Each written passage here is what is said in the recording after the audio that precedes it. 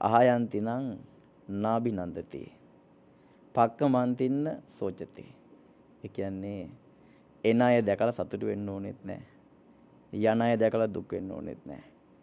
මොකද මට ඕන වුණේ මේ පැවිද්දට එන්න ලොකු අත්දැකීම් ගොඩක් තිබුණා. මොනවද? ඒ කියන්නේ මම යුද හමුදා සේවයේ ඉන්නකොට ඩේලි කෑෂ් කරනවා. මම මුළු නිට්ටඹටම පොලියට සල්ලි දුන්නු කෙනෙක්. දවසට ඉන්කම් එක ලක්ෂකමාරක් විතර. කරේ තිබුණු මාළ විතරක් පවුම් 25ක් විතර. ඒ කියන්නේ මුදල් හදල් යහමින් තිබ්බ තරුණෙක්. හොඳටම තිබුණා. විවාහ වෙලාද හිටියේ? ඔය විවාහ වෙලා. මගේ නංගම් කියන්නේ නැහැ. ඥාති කෙනෙක් එක්කම විවාහ වුණේ. ඒකත් හරි අමුතු දෙයක්. මම විවාහ වෙන්නේ ඇත්තටම ගෙදරින් අකමැත්තෙන්. කොළඹට එන්නේ අපි දෙන්න ගෙදරට හොරෙන් රුපියල් 1200ක් අරගෙන ගල්ගමුව රේල් ස්ටේෂන් එකෙන් කෝච්චියට නැගලා. වේයන් ගොඩින් බහිනවා. බහලා නිට්ටඹුවේ පස්යාලේ ෂර්ලි කියලා මගේ යාළුවෙක්ගේ ගෙදරක තමයි කුලියට නැවතුනේ. හරි පුදුමයි. හිස් ගයක්. නිදා ගන්න පැදුරක් තිබුණේ නැහැ. උයාගෙන කන්න හැලි වලන්තක් තිබුණේ නැහැ. හැබැයි නැගිටිනවා කියන එක තිබ්බා. එතකොට මම කැෂුවල්ටි වෙලා. නැගිටිනවා කියන එක තිබුණා. බිරිඳට කිව්වා බිරිඳත් ජොබ් එකක් කළා. මාත් යුද හමුදා සේවයේ කැෂුවල්ටි වුණාට නාරයන් පිට රෝහලෙන් බෙහෙත් ගන්නවා. ඔහොම ඉන්න අතරතුර තමයි මම ලක්ෂ 11ක ලෝන් එකක් දාන්නේ. ලෝන් එකක් දාලා ලක්ෂ 5ක් දාලා ඩේලි පටන් ගන්නවා.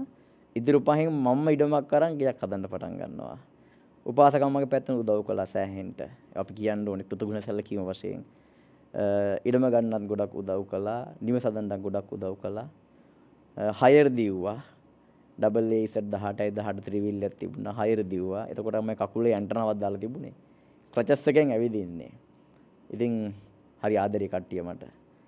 ඊට පස්සේ තමයි ඩේලි ගෑස් එක ක්‍රමක්‍රමයෙන් පටන් ගත්තේ මගේ යාළුවෙක් කරන නිසා. යාළුවෙක් කියද දැන් නම් කීයක් කියන්න හිතනවා. ඒ යාළුවා තමයි මගේ බිරිඳත් එක්ක යන්නේ අවසානයේ. එච්චර මුදලක් හම්බ කරගෙන ඉන්නකොට බිරිඳට ඉතින් මං අර හදකමක් ඇති වුණා. ඒ යාළුවගේ නම කියන්නෙත් නෑ ඕන කෙනෙකුට ආත්ම ගෞරවයක් තියෙන නිසා. ඊට පස්සේ මම ඇයට ඒ ගැන කිව්වා.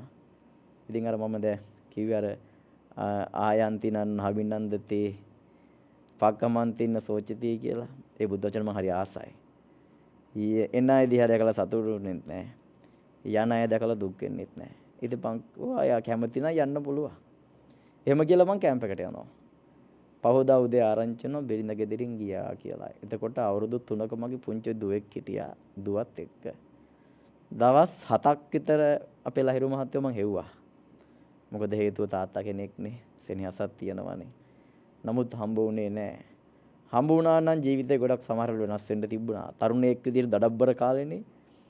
ඊට පස්සේ තමයි හිතුවේ මෙච්චර දෙයක් තියලත් මෙහෙම දෙයක් වුණා නම් මේ තවත් හම්බ කිරීම යුතු නැහැ. ඒක නිසා පැවිදි විය යුතුයි කියලා තීරණය කළා. ඊට පස්සේ සියලු දේවල් යොකුන්ලා දාලා අවශ්‍ය දේවල් වලට දීලා මගේ වාහනේ මම නිකම්ම දුන්නේ ගෙවා යන්න කියලා. CAS 2025 වැගනාරයක් තිබුණා. නිකන් ගෙවා යන්න යාළුවට දීලා ඔක්කොම තැහැල්ලා අක්කලා ගෙදරට ආවා. අක්කලාට දෙන්න තිබුණු දේවල් දීලා පැවිදි වෙන්න ගියා. මම පැවිදි වෙන්න යන්නේ හුණුගල්ලෑව ගල්දකන්ද ආරණ්‍ය සේනාසනේ. ඔබ වහන්සේ උපසම්පදා වෙන්න කොයි කාලෙද? මම 2018 උපසම්පදා වෙන්නේ වතුරුවිල අපේ මූලස්ථානේ. කවුද ගුරුහාමුදුරුවෝ? මයි ගුරුහාමුදුරුවෝ කියන ආචාර්යවරයන් වහන්සේ හුණුගල්ලෑව ඓතිහාසික ගල්දකන්ද මණ්ඩලාරාම ආරණ්‍ය සේනාසනේ මහා විහාරවංශික ශ්‍යාමෝපාලි මහා නිකායේ වනවාස පාර්ශවයේ පුත්තලම් මහදිසාවේ උපප්‍රධාන සංඝනායක සද්ධර්මාචාර්ය බුද්ධානුස්සතික කම්මට්ටානාචාර්ය මයි ගුරු දේවතයන් වහන්සේ මං කවදාවත් නම කියලා නැහැ අවසරයි මාමුණුවේ උදිත දීර ගෞරවනීය නායක ස්වාමීන් වහන්සේ ආචාර්යයන් වහන්සේ උපාධ්‍යයන් වහන්සේ වෙන්නේ දඹුල්ල වෑවල ගල්ලෙන් ආරණ්‍ය සේනාසනේ මධ්‍යම පළාතේ ප්‍රධාන සංඝනායක ජිනහරහ අභිදාන මගේ උපාධ්‍යයන් වහන්සේ